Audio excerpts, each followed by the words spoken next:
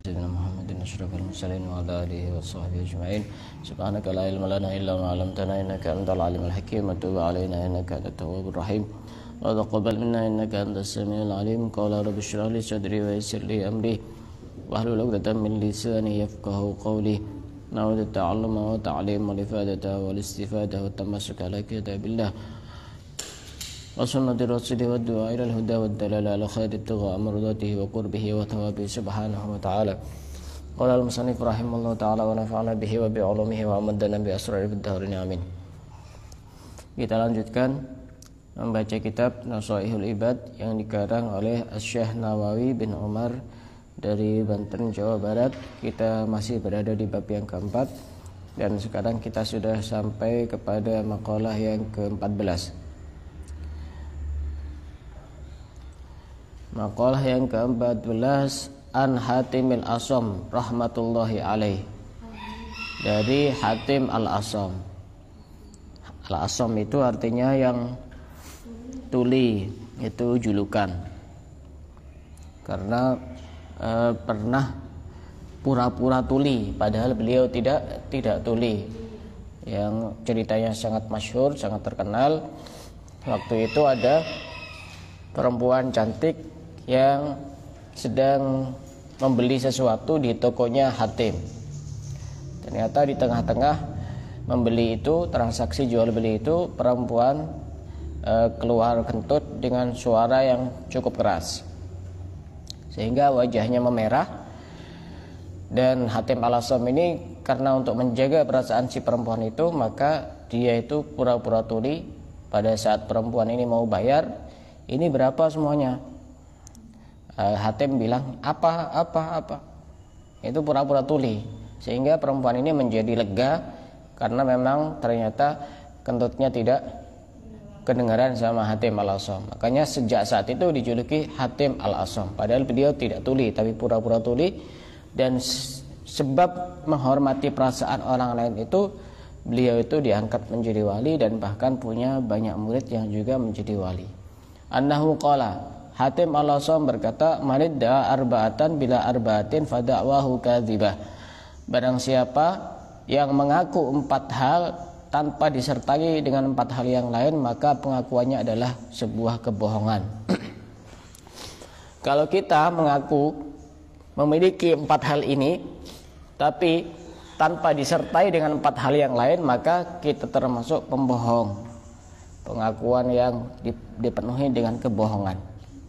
Apa yang pertama? Manidda'a hubballahi wa lam yantahi an maharimillahi ta'ala fada'wahu kadzibun. Barang siapa yang mengaku cinta kepada Allah tapi dia tidak menghentikan terhadap keharaman-keharaman Allah, tidak mencegah diri sendiri untuk melakukan, tidak mencegah diri sendiri untuk tidak melakukan keharaman-keharaman Allah, maka pengakuannya adalah sebuah kebohongan. Orang ngaku cinta kepada Allah tapi keharaman-keharamannya masih tetap dilakukan, maka itu adalah sebuah kebohongan. Keharaman itu apa? Ya contoh apa? Ya dosa, maksiat, sholat ditinggalkan. Itu kan sebuah hal-hal yang melanggar aturan Allah. Ketika itu dilanggar padahal dia itu ngaku cinta kepada Allah, maka dia hanya sekedar pembohong. Pengakuannya adalah sebuah kebohongan yang sangat besar. Ya mending tidak usah ngaku-ngaku. Kadang-kadang ada orang ngaku cinta kepada Allah tapi bahkan ada yang ngaku jadi wali. Ada yang kena korban juga dari sini. Ada orang masih hidup orangnya, ngaku jadi wali. Tapi ya itu minum-minum juga, minum-minuman keras.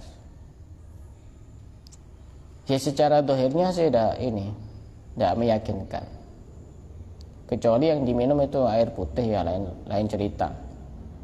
Itu miras dan suka nebak-nebak orang. Kalau cuma nebak-nebak itu gampang. Jadi pengakuan itu butuh pembuktian. Kalau cuma ngaku-ngaku cinta tanpa ada pembuktian, maka itu namanya kebohongan. Cinta juga butuh bukti. Ini ya. Kata sebuah pepatah Arab, segala sesuatu itu butuh niat, kan ya? Nah, tapi ada satu hal yang niat itu butuh pembuktian. Itu apa? Cinta itu. Cinta itu tidak hanya butuh niat, tapi juga butuh pembuktian. Niat terus kapan datangnya, gitu ya. Iya katanya. Nah, kayak yang pertama, barang siapa yang mengaku cinta kepada Allah tapi tidak menghentikan untuk melakukan hal-hal yang diharamkan oleh Allah, maka pengakuannya adalah sebuah kebohongan. Yang kedua, wa man idda'a hubban nabi alaihi salam wa karihal fuqara wal masakin fada'wahu kadzibun. Barang siapa yang mengaku cinta kepada Nabi, kepada Rasulullah, akan tetapi dia tidak suka dengan orang fakir, orang miskin, maka pengakuannya adalah sebuah kebohongan. Orang ngaku cinta kepada Nabi, hubbun Rasul, tapi sama orang fakir, orang miskin tidak peduli, tidak cinta, dan bahkan tidak perhatian, maka itu hanya sebuah kebohongan. Kenapa kok seperti itu? Karena orang-orang fakir itu termasuk ahbabuhu, termasuk kekasih-kekasih Nabi. Nabi itu sangat cinta dengan orang miskin.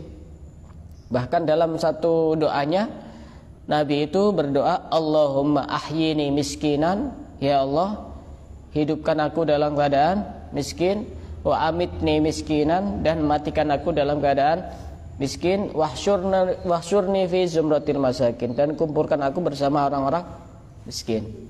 Saya pernah dengar satu ceramah dari salah seorang habaib, kalau tidak salah Habib Jamal dari Malang, Habib Jamal bin Toha Bagil. Ini mungkin kalaupun dikasih ijazah, mungkin tidak ada yang berani untuk ngamalkan ijazah ini. Ya, ijazah ini saya kasih ijazah langsung dari Nabi. Nah, ini luar biasa. Cukup dibaca setiap sholat, setiap selesai sholat satu kali saja, tidak usah banyak-banyak. Allahumma ahyini miskinan, wa amitni miskinan, wahsyurni fi zumratil masakin. Hidupkan aku dalam keadaan miskin, matikan aku dalam keadaan miskin, dan kumpulkan aku bersama orang-orang miskin. Ini doa Nabi yang kita tidak berani untuk ngamalkan. Doanya Nabi itu, dan tidak mau. Mungkin diganti, mungkin Allahumma ahyini ghaniyan. Ya Allah, hidupkan aku dalam keadaan kaya, matikan aku bersama orang-orang, matikan aku dalam keadaan kaya, dan kumpulkan aku bersama orang-orang kaya. Padahal orang miskin dengan orang kaya masuk surga itu jauh sekali jaraknya, ratusan tahun. Kalau orang kaya masih dihisap, misalnya punya TV, punya kulkas, punya mesin cuci, punya magic jar, punya kompor, punya ini, jadi masih ditanya, ini buat apa, beli di mana, terus pakai uang apa, ini. Yang orang miskin punyanya cuma itu, langsung aja masuk.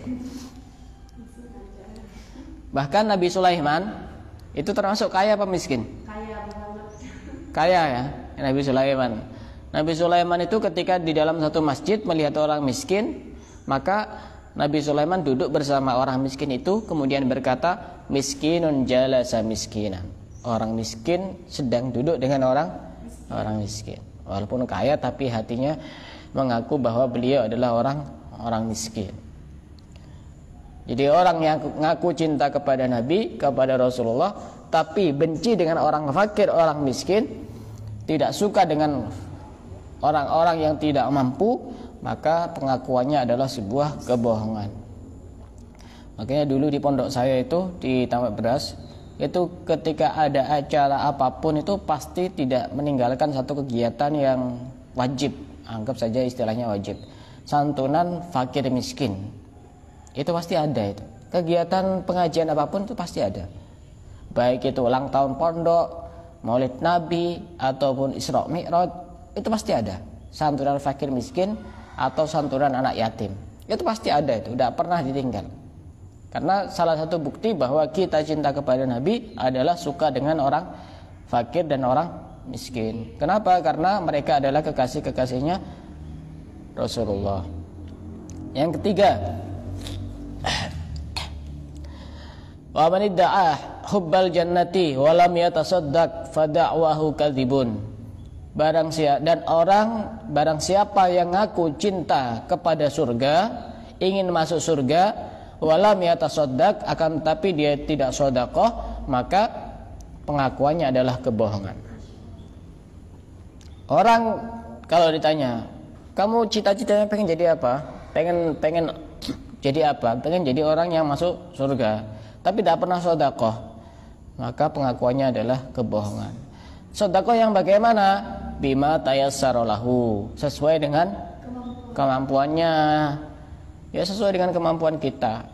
Pada pembahasan sebelumnya kan sudah dijelaskan bahwa minimal kita itu 1 minggu satu kali. Ya terserah mau sedekah berapa.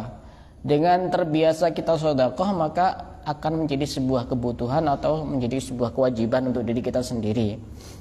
Itu kalau terbiasa. Ya memang beramal yang berhubungan dengan harta itu lebih berat daripada beramal yang berhubungan dengan jiwa, dengan diri sendiri, itu dengan badan. Makanya di dalam Al-Quran itu disebutkan wajahidu fi sabilillahi bi amwalikum wa anfusikum. Mana yang lebih didahulukan? Harta.